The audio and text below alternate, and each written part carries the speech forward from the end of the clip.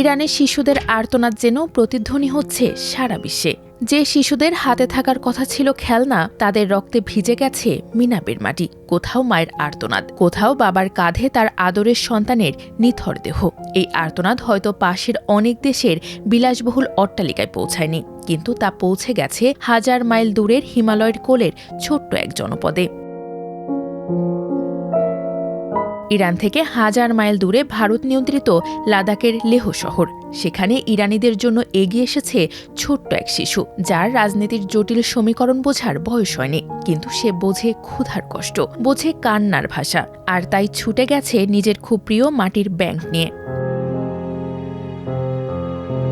শুধু শিশুরা নয়, পুরো লেহ শহর একযোগে এগিয়ে এসেছে। নগদ অর্থ, স্বর্ণ ও মূল্যবান জিনিসপত্র দিয়ে তারা সহায়তা করছেন। এক মাস ধরে এই দান কার্যক্রম চলছেই। লাদাখ জুড়ে মানুষের মধ্যে সমবেদনার বার্তা ছড়িয়ে পড়েছে।